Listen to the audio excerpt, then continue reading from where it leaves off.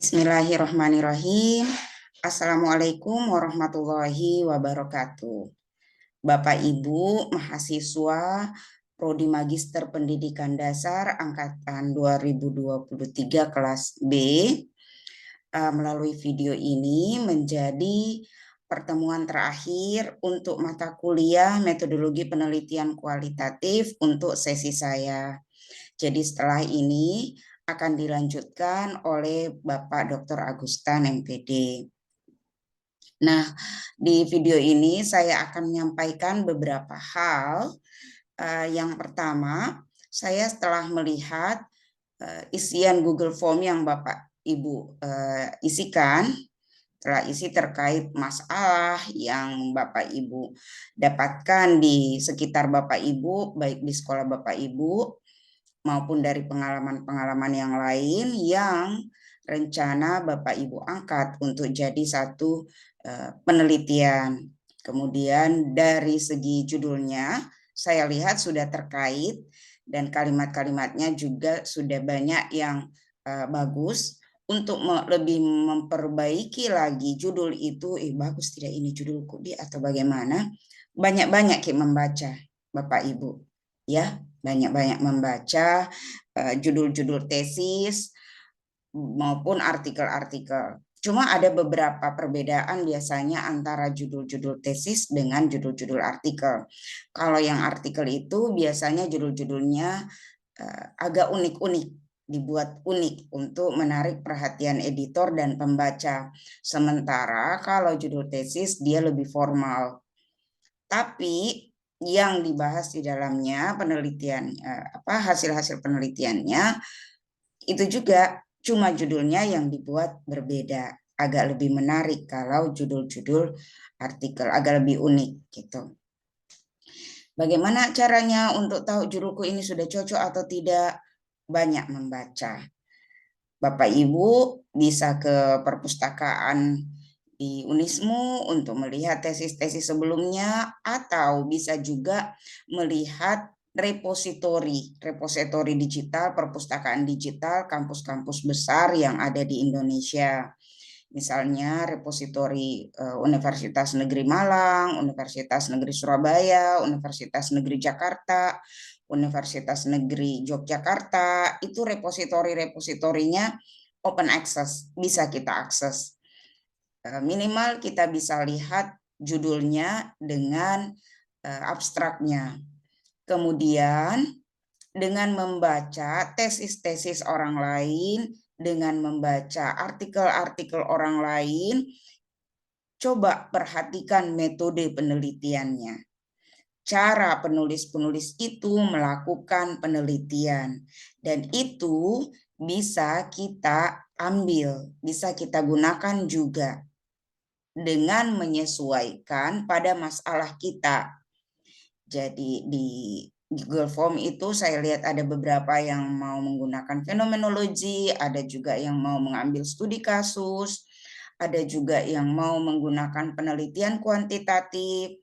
Silahkan cari, baca artikel-artikel ataupun tesis-tesis yang sesuai dengan metode yang kita pilih, lalu lihat bagaimana sih tahapannya, prosesnya peneliti-peneliti yang dahulu itu dalam melakukan penelitian. Bagaimana sih cara pengambilan sampelnya? Bagaimana sih cara pemilihan subjeknya? Bagaimana tahapan wawancara yang dia lakukan? Apakah berlapis atau satu kali tembak? Itu. Silakan banyak-banyak membaca.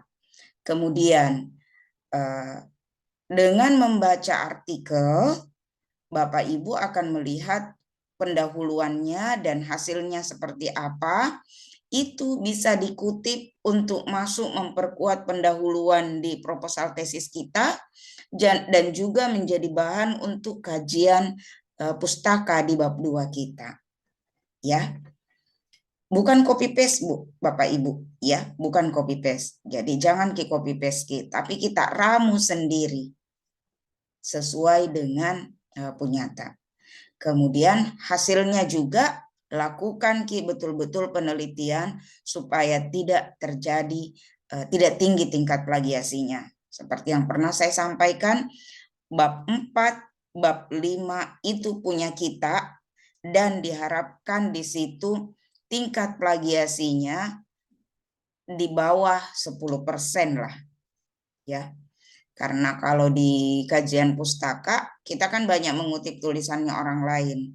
Jadi kita meskipun kita memparafrase tetap akan cukup tinggi tingkat plagiasinya di situ. Nah, kita membersihkannya di bab 4. Kalau di bab 4 tinggi tingkat plagiasinya, berarti kemungkinan besar Bapak Ibu tidak melakukan penelitian yang betul-betul, hanya melihat tesisnya orang lain lalu di copy paste. Saat Turnitin nanti kita sendiri yang akan setengah mati memparafrase. Kan di parafrase pun menggunakan aplikasi kalimatnya akan kacau. Kemudian kalau kita sendiri yang mau memparafrase tidak menggunakan aplikasi, nah banyak yang harus diperbaiki, itu memberatkan kita sendiri. Jadi lebih bagus kalau kita laksanakan penelitian betul-betul, lalu ceritakan hasil yang kita dapatkan di penelitian itu. Kalimat yang kita gunakan tentu akan berbeda dengan kalimat yang digunakan oleh orang lain. Baik, itu yang pertama. Kemudian yang kedua, kuncinya mulai dari sekarang untuk tesis Bapak Ibu, silahkan pikirkan satu topik yang mau kita angkat. Jadi penelitian tesis tak. Boleh lebih untuk jadi alternatif, tapi minimal ada satu dulu, lalu kita kaji artikel-artikel pendukungnya, kita buat meme kerangkanya dan sebagainya, sehingga ketika pengajuan judul nanti, tentu kita bisa berargumentasi dengan baik. Gitu. Kalau kita tidak kuasai betul, lalu mengajukan judul, tentu kita tidak bisa berargumentasi dengan baik. Akhirnya itu biasa yang banyak ditolak judulnya, karena tidak bisa mempertanggungjawabkan apa yang ingin dilakukan. Jadi kuncinya baca, banyak membaca mulai dari sekarang sesuai dengan apa yang kita mau cari topiknya itu. Kemudian tulis apa yang sudah kita baca, kita pahami, coba kita tulis tulis sedikit, akhirnya jadi satu bab 1, akhirnya jadi bab 2. Kita kumpul-kumpul dari artikel-artikel yang kita baca. Jadi baca, tulis, setelah tulis diskusi dengan teman tak. Kalau belum ada dosen pembimbing, diskusi dengan teman-teman tak. Saling berbagi Ki. Kemudian kalau sudah ada dosen pembimbing, ya tentu jangan sungkan-sungkan, jangan ragu untuk bertanya ke dosen pembimbing. Posisi Bapak Ibu sekarang sebagai mahasiswa magister bukan lagi seperti anak S1. Kalau anak S1 itu minta dibimbing memang todong sama dosen pembimbingnya. Tapi kalau mahasiswa magister bukan lagi minta dibimbing, minta diarahkan, tapi mengajak berdiskusi. Berikan ke dosen pembimbing, ini yang saya miliki, mari kita diskusikan sama-sama di bagian mana yang kelirunya, bagian mana yang masih perlu saya perbaiki, lalu kita mencari lagi sendiri dan didiskusikan. Seperti itu ya Bapak Ibu. Jadi lebih banyak perannya kita sebagai mahasiswa dibanding dosen. Dosen hanya mengarahkan. Mungkin ada artikelnya yang tidak sesuai, lalu itu dijadikan rujukan. Nah, itu kita arahkan tidak cocok kalau yang ini.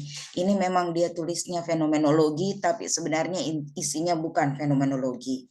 Atau ini memang dia menyatakan kuantitatif, tapi penarikan pemilihan populasi dan teknik samplingnya keliru.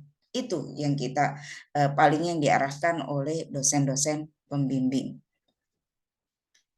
Terkait penulisan, pengetikan, itu sudah menjadi tanggung jawab penuhnya Bapak Ibu. Ya, bukan lagi anak S1 yang mau dikasih tahu, ininya salah ketik, ininya kita sendiri yang lihat tulisan tak Bapak Ibu. Dibaca kembali kalimatnya, bermaknakah ataukah tidak. Jadi mulai dari sekarang, mulai memang Maki. Jangan nanti di semester 3 kalau sudah ada nih dosen pembimbing baru mulai mau dicari-cari idenya apa bagus apa bagus, akhirnya karena terdesak di kopas mami punyanya orang. Yang seperti itu ketika hasil penelitiannya dijadikan artikel, sulit untuk tembus ke jurnal kecuali kalau main agen. Nah, main agen juga sekarang agen-agen itu sudah banyak yang terdesak, tidak bisa lagi apa-apa. Itulah sampai kenapa Bapak Ibu mungkin sudah dengar ada senior-senior tak yang sampai 2 bulan, 3 bulan, bahkan ada yang lebih dari 1 tahun tidak publish artikelnya, karena memang isi artikelnya tidak layak, tapi diambil alih oleh agen untuk dijanjikan dimasukkan ke satu jurnal tertentu. Tapi jadinya tidak bisa juga. Habis Tommy Wanta, tidak ada Tommy juga pengetahuan yang kita dapat. Tidak publish Tommy lagi artikel tak. Akan lebih bagus kalau Bapak Ibu berupaya dari sekarang banyak membaca, kemudian menulis, kemudian berdiskusi. Insya Allah banyak pengetahuan bermanfaat yang kita punya, bisa kita menulis dengan baik, bisa kita berargumentasi ketika ditanya tentang isi tesis tak, isi artikel tak, bisa menjawab dengan baik saat ujian. Pengetahuan tak juga jadi bertambah, kita memang betul-betul jadi menguasai apa yang kita lakukan ini, penelitian tak ini, tesis tak ini. Seperti itu ya Bapak Ibu. Kemudian yang terakhir, sebagai pertemuan terakhir untuk sesi saya di mata kuliah metodologi penelitian kualitatif ini, saya mohon maaf sebesar-besarnya atas segala kekurangan saya dalam mendampingi Bapak Ibu selama sesi pertama ini. Mudah-mudahan apa yang kita diskusikan selama ini bisa nyangkut di hati dan pikiran Bapak Ibu dan bisa bermanfaat. Jika ada yang ingin didiskusikan setelah ini, saya terbuka. Bisa silakan di chat. Cuma mohon maaf kalau saya agak lambat membalas chatnya. Sekian dari saya, Bapak Ibu, sekali lagi mohon maaf. Terima kasih untuk kebersamaan kita di sesi 1 ini. Billahi taufiq wal hidayah. Wassalamualaikum warahmatullahi wabarakatuh.